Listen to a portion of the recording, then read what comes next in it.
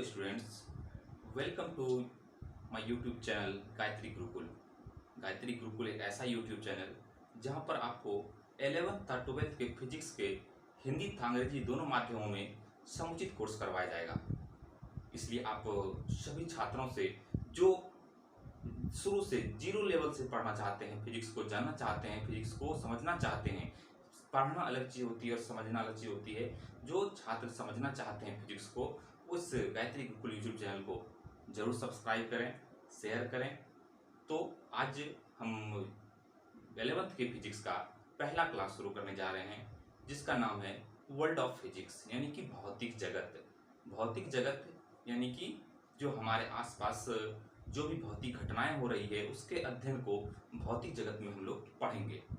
तो आज पहला टॉपिक है भौतिक जगत, जो 11th के फिजिक्स में पहला चैप्टर है, भौतिक जगत।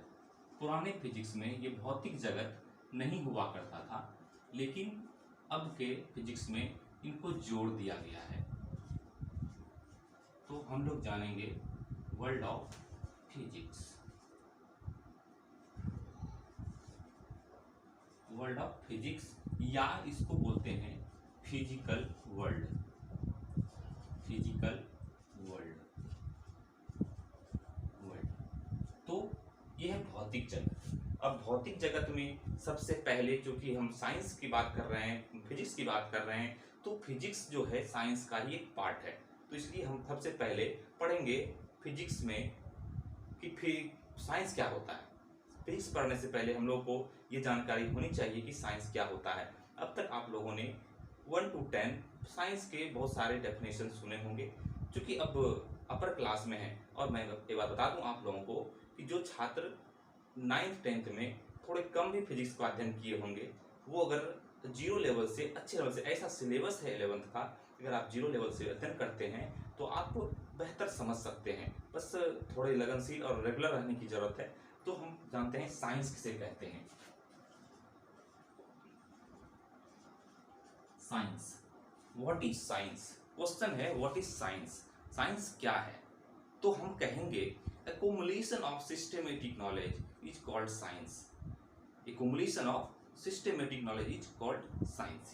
यानी कि क्रमबद्ध ज्ञान के संग्रह को विज्ञान कहते हैं। अगर प्रश्न है what is science, what is science, तो हम कहेंगे accumulation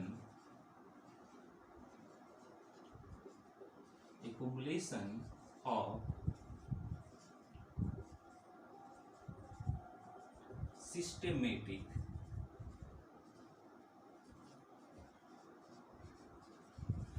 knowledge is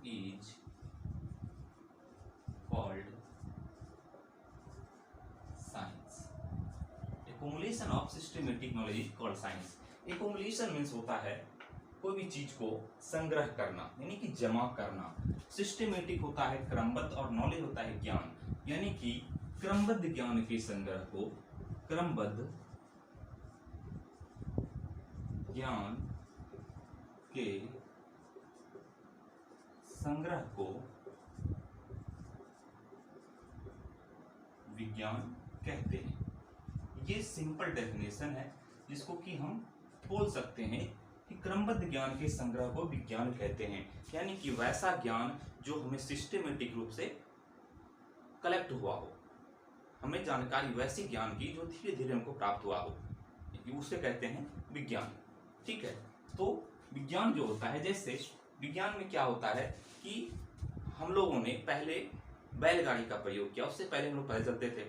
पैदल चलते चलते हम लोगों ने बैलगाड़ी का निर्माण किया। बैलगाड़ी की जरूरत कम होने लगी, धीरे धीरे हम लोगों ने मोटर गाड़ी का निर्माण किया। तो ये जो धीरे धीरे आगे बढ़ना और धीरे धीरे क्रमबद्ध ज्ञान को प्राप्त करना है, जिसको बोलते हैं विज्ञान। विज्ञान हमारे आसपास कहीं भी, हर जगह विज्ञान फैला हुआ है। साइंस से ही हम लोग डेवलप किए हुए हैं।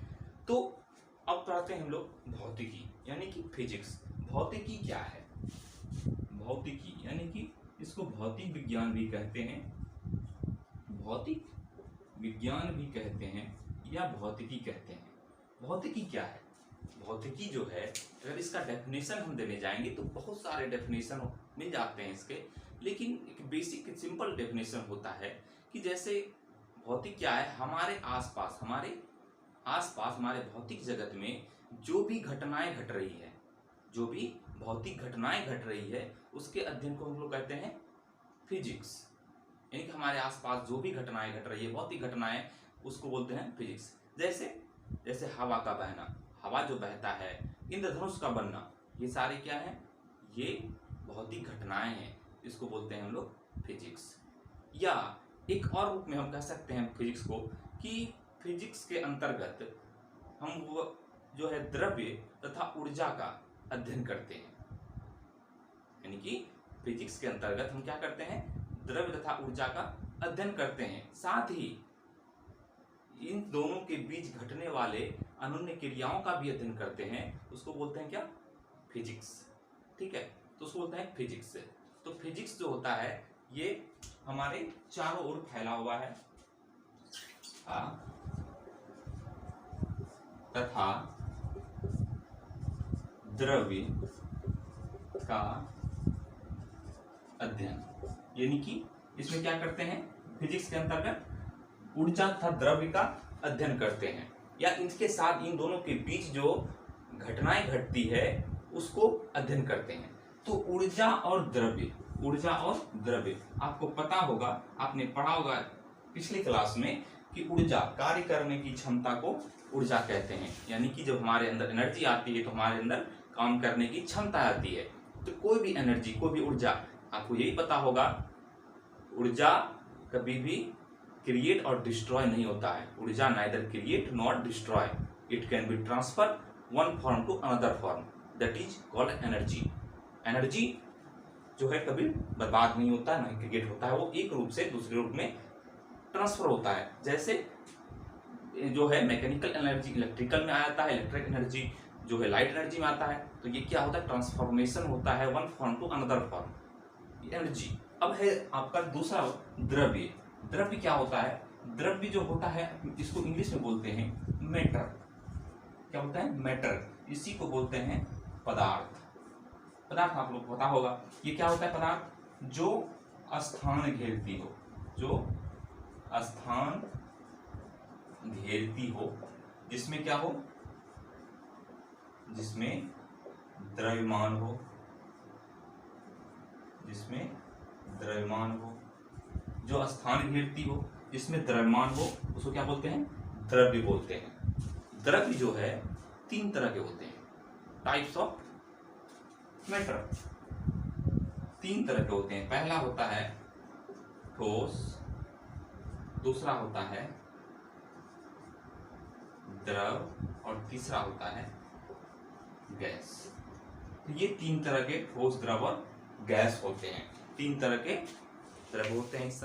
द्रव्यमान तथा ऊर्जा के संदर्भ में अल्बर्ट आइंस्टीन ने एक सिद्धांत दिया, एक समीकरण दिया, जिसको बोलते हैं द्रव्यमान ऊर्जा समीकरण, द्रव्यमान ऊर्जा तुल्यता समीकरण। तो क्या है, देखते हैं। द्रव्यमान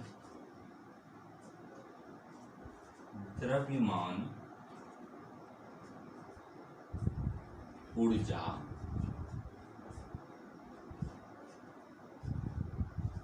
तुल्यता समीकरण, ये क्या है, इन्होंने, अल्बर्ट आइंस्टीन ने कहा था कि द्रव्यमान और ऊर्जा दोनों एक ही चीज के 2 रूप हैं। द्रव्यमान को हम ऊर्जा में, ऊर्जा को द्रव्यमान में हम कन्वर्ट कर सकते हैं। ठीक है, तो इसी संदर्भ में उन्होंने ये द्रव्यमान ऊर्जा तुल्यता समीकरण दिया, जिसको हम लोग जानते हैं E = mc²। E = mc²। E क्या होता है, E होता है एनर्जी। एनर्जी को हम डिनोट करते हैं E से, और m होता है आपका मास, और c जो होता है, ये c होता है speed of light, speed of light. इसको जो है c से डिनोट करते हैं, स्पीड ऑफ लाइट को। तो c जो होता है, ये होता है CELERITY, सेलेरिटी। सेलेरिटी मतलब होता है चाल या वेग। ठीक है, तो चाल या वेग को हम क्या करते हैं, सेलेनिटी यानी कि C से हम डिनोट करते हैं। ठीक है, तो ये निर्वात में जो चाल होता है लाइट का, स्पीड ऑफ लाइट जो निर्वात में होता है उसको हम C से डिनोट करते हैं। ठीक है, तो ये E = mc², इसको बोलते हैं ऊर्जा द्रव्यमान समीकरण। ठीक है, तो जो C होता है इसका वैल्यू C = 3 × 10⁸ मीटर पर सेकेंड होता है। ठीक है, तो अब चलते हैं आगे। हमारा अगला टॉपिक है ओरिजिन ऑफ फिजिक्स। अब हम जानेंगे कि फिजिक्स का जो है ओरिजिन कहाँ से है, फिजिक्स कहाँ से आया। तो हम जानते हैं कि फिजिक्स जो है वो आज से नहीं, जब से ब्रह्मांड का संरचना हुआ है तब से फिजिक्स है। तो ये कैसे, तो जब ब्रह्मांड का संरचना हुआ उसके लिए क्या हुआ था, एक विशालकाय बॉडी में एक महाविस्फोट हुआ। विशालकाय बॉडी में विस्फोट होने के बाद ये जो सूर्य है, विभिन्न प्रकार के ग्रह हैं, इनकी उत्पत्ति उसी महान विस्फोट के कारण हुआ था। तो वह ब्रह्मांड की उत्पत्ति के साथ ही फिजिक्स का भी उत्पत्ति माना जाता है, क्योंकि हम ब्रह्मांड में घटने वाली जो भी प्राकृतिक घटनाएं हैं उसका अध्ययन जो है फिजिक्स के अंतर्गत कहते हैं। यानी कि यूं मान लीजिए कि फिजिक्स जो है साइंस का राजा है, physics is the king of science. तो आपको इस बात का मन में चल रहा होगा कि अगर राजा फिजिक्स है तो रानी कौन है। तो आपको बता दूं कि इस हिसाब से रानी मैथमेटिक्स है। यानी कि ऐसा क्यों, इसलिए कि फिजिक्स के, भौतिकी के बहुत सारे जो सिद्धांत हैं वो मैथमेटिक्स के सहायता से ही होता है। आपको पता होगा कि राजा के साथ में रानी हमेशा साथ देती है, इसलिए king of science called physics and queen mathematics. तो यह है आपका परिभाषा, जो कि आप डेफिनेशन लिख सकते हैं कि सर्वप्रथम एक विशालकाय बॉडी में एक महाविस्फोट हुआ जिसके द्वारा सूर्य तथा विभिन्न ग्रहों की उत्पत्ति हुई। अतः भौतिकी का निर्माण ब्रह्मांड के निर्माण के साथ ही माना जाता है, क्योंकि भौतिकी विभिन्न प्रकार के प्राकृतिक घटनाओं का वर्णन करता है। ठीक है, तो ये था ओरिजिन ऑफ फिजिक्स। अब हम अगले क्लास में पढ़ेंगे स्टेज ऑफ फिजिक्स, कि इस फिजिक्स के स्टेज क्या क्या हैं, कैसे कैसे फिजिक्स का आगे डेवलपमेंट हुआ, किसने ऐसा क्या क्या सिद्धांत दिया, वो हम अगले क्लास में पढ़ेंगे। तब तक के लिए आप लोग मस्त रहें, व्यस्त रहें, स्वस्थ रहें। Thank you.